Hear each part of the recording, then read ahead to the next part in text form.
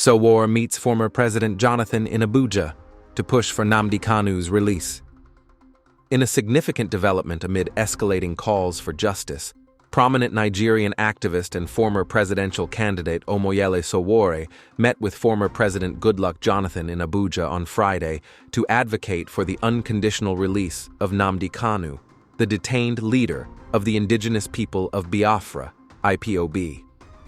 The meeting, which Sowore described as productive, has added fresh momentum to a nationwide campaign demanding an end to Kanu's prolonged detention, framing it as a critical step toward national reconciliation and equity.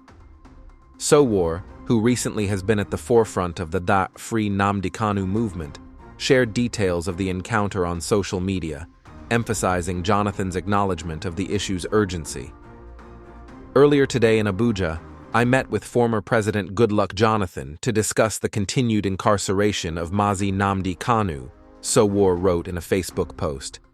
President Jonathan agreed that there is an urgent and compelling need to address this matter decisively and justly.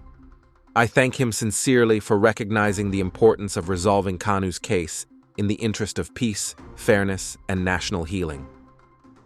According to Sowore, Jonathan pledged to engage directly with President Bola Tinubu on the matter at the earliest opportunity, a promise that Sowore hailed as particularly reassuring. This commitment positions Jonathan alongside a coalition of influential voices, including former Vice President Atiku Abubakar, human rights lawyer Femi Falana SAN, and Senator Shehu Sani, who have all publicly urged Kanu's release. The diverse endorsements underscore the campaign's cross-partisan appeal, transcending ethnic and political boundaries in Nigeria's polarized landscape. Kanu, a British Nigerian activist, has been held by the Department of State Services, DSS, since his extraordinary rendition from Kenya in 2021. Charged with treasonable felony and terrorism-related offenses, his case has drawn international scrutiny, with multiple court rulings including a 2022 decision by the Court of Appeal ordering his release. Supporters, including Sowore, argue that Kanu's activism stems from legitimate grievances over the marginalization of the Igbo ethnic group in southeastern Nigeria, likening his situation to that of other regional activists whose politically motivated charges have been dropped. Mazi Nnamdi Kanu remains in detention today because he took up the just cause of confronting the long-standing issue of marginalization in Nigeria, Sowore stated. Like other ethnic and regional activists whose politically motivated cases have been withdrawn or dismissed, Nnamdi Kanu should also be released without further delay.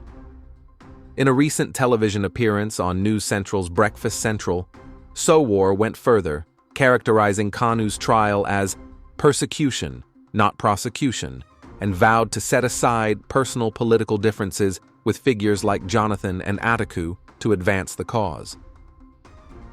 The meeting occurs against the backdrop of Sowore's announcement earlier this week for a major peaceful protest march to the Arso Rock presidential villa on October 20th. Dubbed Free Nnamdi Kanu Now, the demonstration aims to amplify demands for due process and human rights adherence in Kanu's case. Sowore has extended invitations to a broad spectrum of leaders, particularly from the southeast, including Labour Party's Peter Obi, Anambra Governor Chukwuma Soludo, Abia Governor Alex Otti, Ebonyi Governor Francis Nwaifuru, Enugu Governor Peter Mba, Imo Governor Hope Uzodinma, former Minister Obiageli Ezekwesili, and John Mbata of Ohanaeze Ndigbo Worldwide. I once again call on all political, cultural, ethnic, and religious leaders across Nigeria to join this noble cause, Sowore urged. Nnamdi Kanu should be set free, and I remain firmly committed to peacefully mobilizing for justice and freedom in this matter. The campaign has gained traction amid broader criticisms of Nigeria's handling of self-determination agitations and ethnic tensions.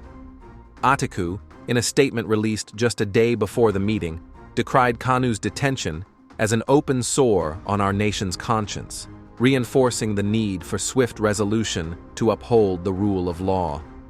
Human rights organizations and civil society groups have echoed these sentiments, pointing to Kanu's deteriorating health and the DSS's alleged non-compliance with court orders as exacerbating factors.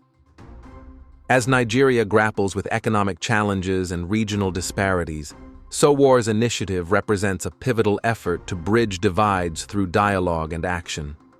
Whether Jonathan's intervention with Tinubu yields results remains to be seen, but the growing chorus of advocates signals a potential turning point in the quest for Kanu's freedom and, by extension, a more inclusive national healing process. With the October 20th protest looming, eyes are now on how the federal government responds to this unified push for justice. Family Writers Press International,